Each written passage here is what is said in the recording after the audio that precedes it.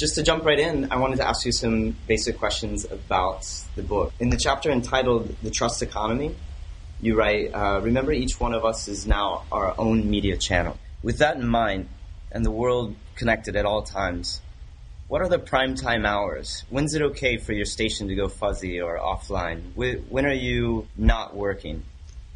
It's a very, very valid, interesting, and strange question all at once. We have this really interesting place where we're at in time where the idea of somebody engaging in Jesse's content when Jesse says you should read him at 8 p.m. on a Thursday is almost borderline insanity. It really is. Yeah. And so there's this one train of thought that falls very much into the spirit of RSS and syndication and free subscription, which is the question doesn't make sense because you can read Jesse or Mitch whenever they publish, and that's when you read them. And your content is available to them when the producer of that content, me or you, decides when that content is available. So that's one side, which is, I think, interesting, but a little bit off. And the reason I think it's off is because I think habitually human beings are still very, very sort of planned and detailed and organized. And you can say, well, there's this wonderful serendipity in the world, but the reality is that nobody wakes up in the morning and wants things to be erratic.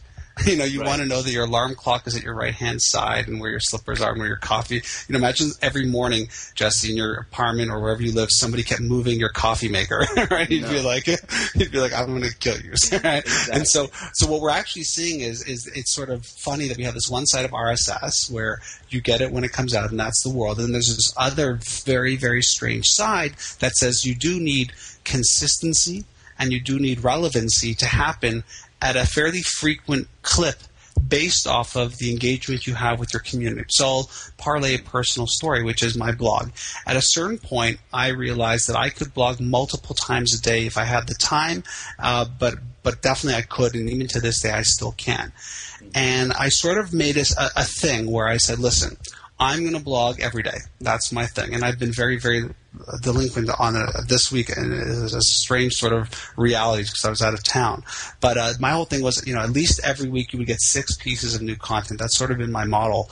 Actually, today's my anniversary. In 2003, I started blogging on this day. Oh, so happy anniversary. Yeah, thanks. So it's one of those interesting things where you sort of have both sides of this. Now you add on the extra layer, and the extra layer is simply this. And the extra layer is just you got to know your community.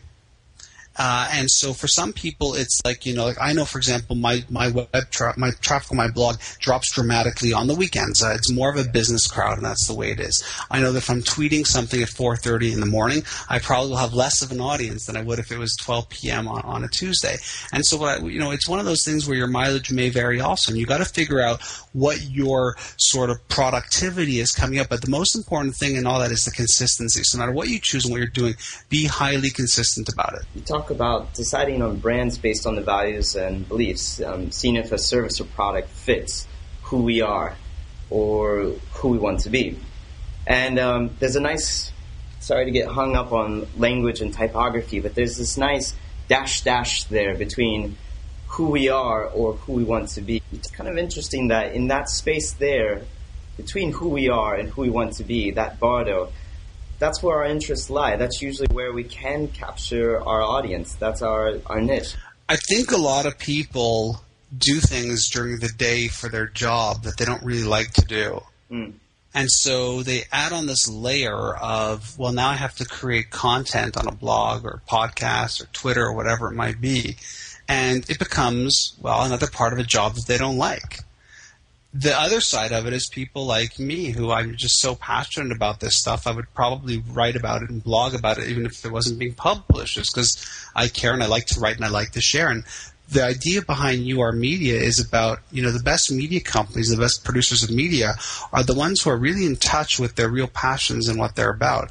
And so when someone says, should I blog? The answer is, yeah, everyone should blog. But, if during the day you think, oh, you got to do it for work and it's going to be work and it's trouble, then don't. Maybe you're a big Beatles fan. Just write a blog about the Beatles then. Just do stuff you're passionate about and you can connect the two later on. And I think that that's the real big challenge. And what I see time and time again, whether it's brands engaging in the online social spaces or individuals, is to be very blunt, they're just extremely fake. You could tell that it's both sides. They don't care about blogging. They're not great writers, and they're not really overly passionate about the content.